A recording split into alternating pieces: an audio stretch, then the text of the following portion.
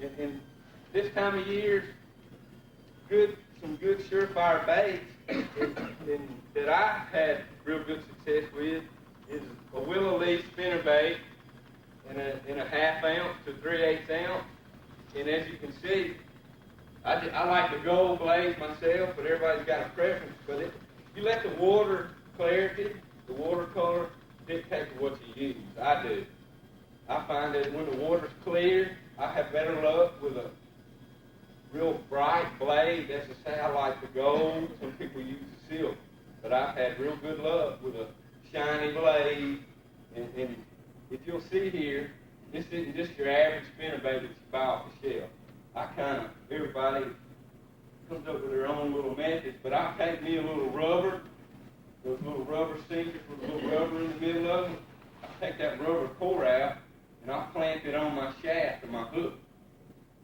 And if y'all want to see, you feel free, you come up here, I got a box full. And what this does is, like, I can go run the bank up here in this shallow water on a given lake in the springtime when we know the fish are pretty much active, and I can find out if they're hitting on top of the water. I can find out if they're down 5 feet, and sometimes in the summertime they might be 15 feet down there. And all you have to do is just give this little baby some slack, and it'll go out of sight immediately. And 9 out of 10 times you'll get that bite when it's falling. And just because you run a bank or a lake with a traditional, original spinnerbait that everybody's got, ain't to say that just because you don't get a bite buzzing across the top of the water that there ain't no fish there. That's what you got to determine as a fisherman. And when I say a fisherman, that's what we all want to do in the end is trick the fish to get our loot. And most of the time, everybody, they talk to their buddies, and they'll see my buddy say, well, man, he's been catching on fire item over here. But what most people do, and to me, it's one of the biggest mistakes of everybody, and everybody does it. I've even found myself guilty of doing it. They'll go out there, and they'll be talking to their buddy, and say, man, they tearing it up in Grand Bay, or they tearing it up in there. Well, here you go. You've been fishing 50 miles up the river. You ain't caught nothing, but you've been fishing up there. And all of a sudden you say, man, they catching them kind of fish. I got to go down there. Wrong. That's a mistake. What we want to do is we want everybody to develop our own style of fishing. Whether it's right or not, but it's your style of fishing.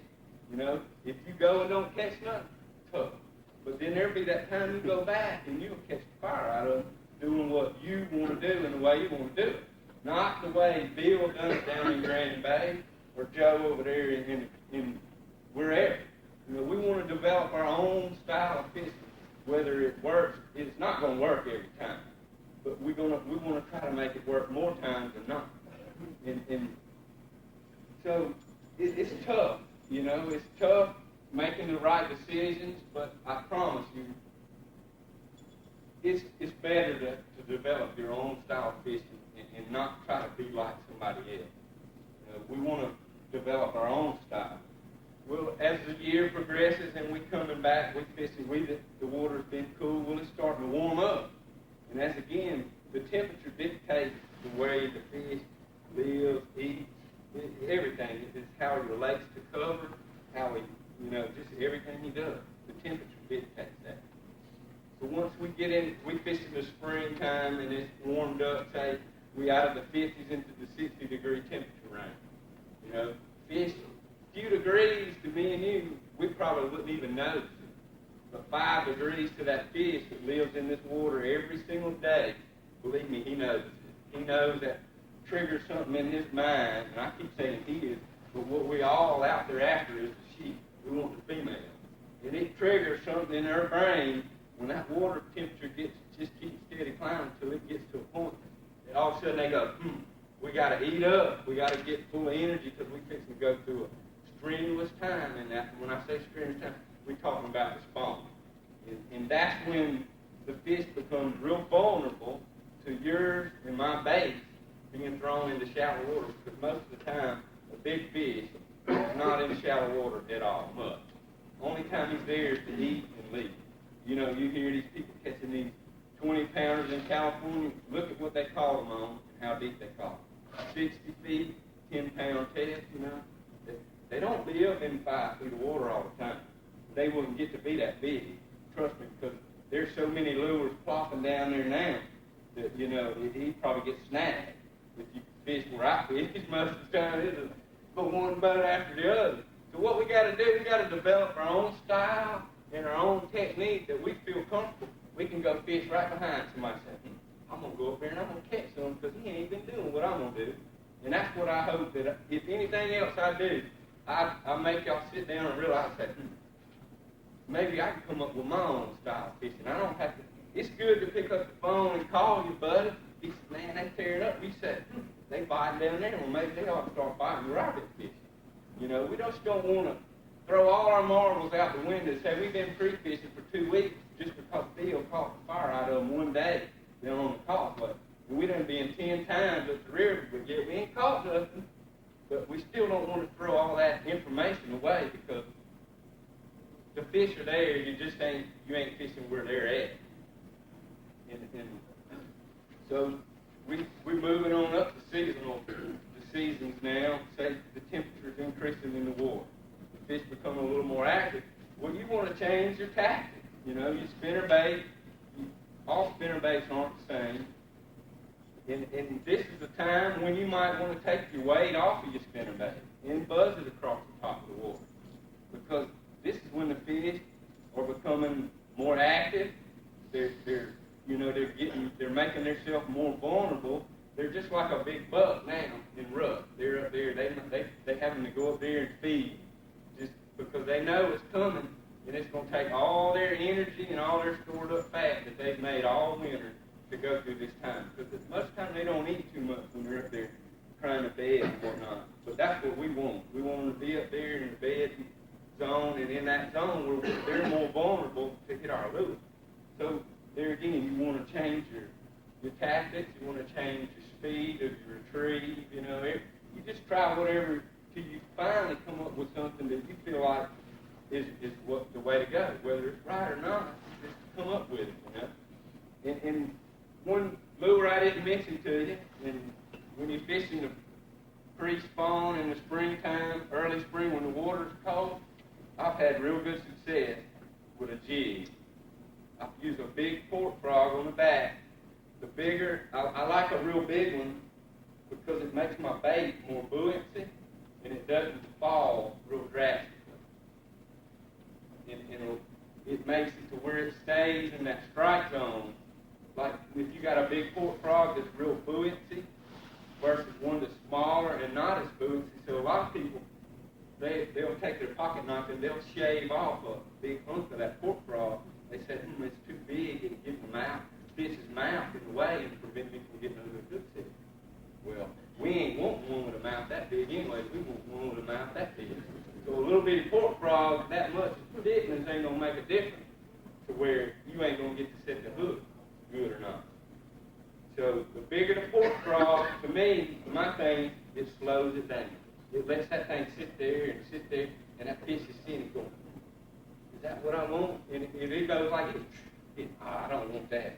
But it comes by and goes, it says, dang, real slow. He said, ease out there and just pick it up.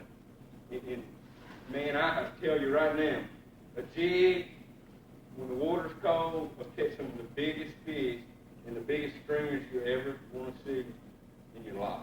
And people say, you crazy. I may be crazy, but I know what I've seen in late January and early February when the water's 55 degrees, and that jig will put some fish in the boat that you just wouldn't thought they'd ever even get in the world where you've been.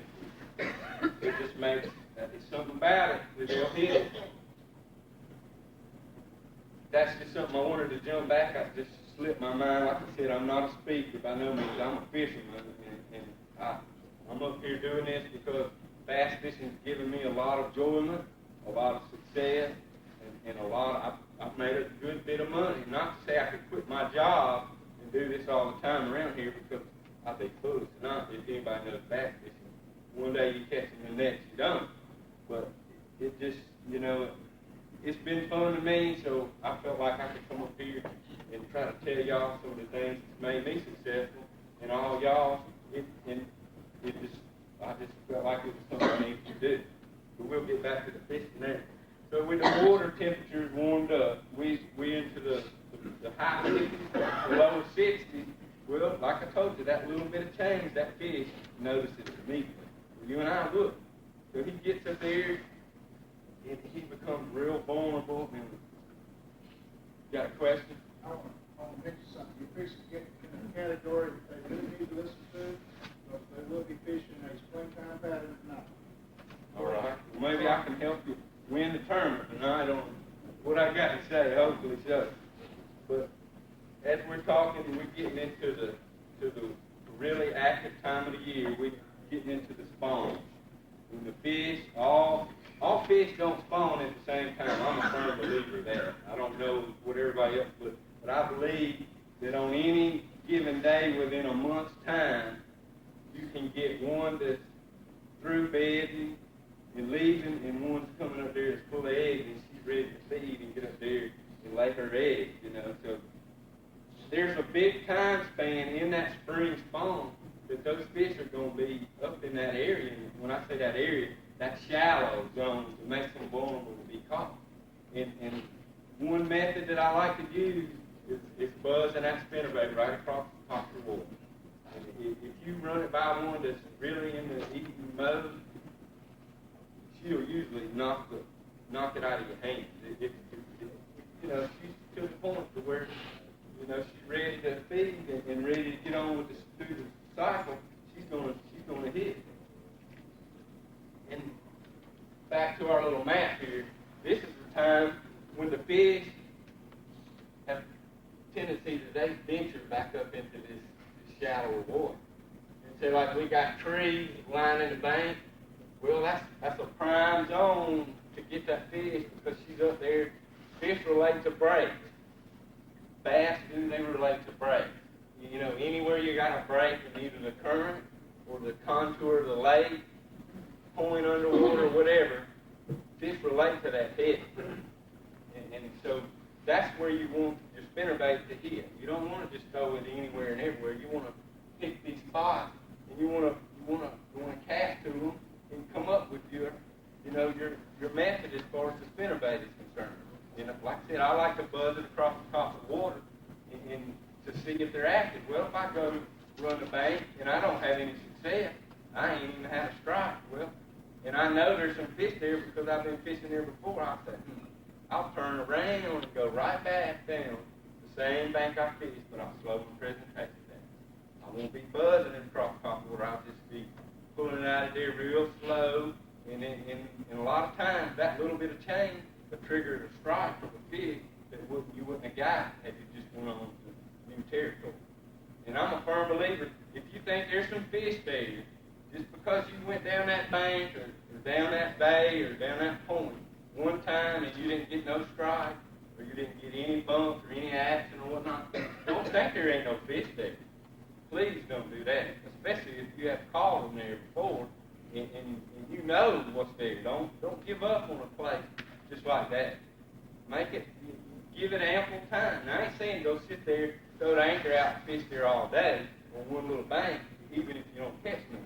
Give it ample opportunity. Give it a couple hours. Give them a chance to wake up, to get up there, you know, whatever. Just don't write it off immediately after going down there and not having any luck. And sometimes, now we talk about the water is warmed up some, the fish has become a little more active. We'll say you've been fishing the spinnerbait an hour or two and you hadn't caught anything and hadn't had any luck. Well, there's a couple little crankbaits that I find real deadly in the springtime, in the spawn, when the water's been up, especially up the river, when the water's been up and falling out. And it's these little banded crankbaits. I call them a tangerine one. It looks orange and yellow and all different colored. People say, man, I couldn't believe the fish would eat that thing. But that thing will be deadly. Sometimes when that spinnerbait, you won't get a bite and you just flip that little bandit out there. Either a red one or that tangerine one. I've had more luck with those than any manufactured lure on the market. I know you say, that bandit's got some little hooks and man, what you do about a big fish getting on there? Well, as you can see, That back hook on my hook ain't so good. It's a big old strong hook, but it's got a short shank. It's no comparison to that front one. And believe me, it'll make a difference in you catching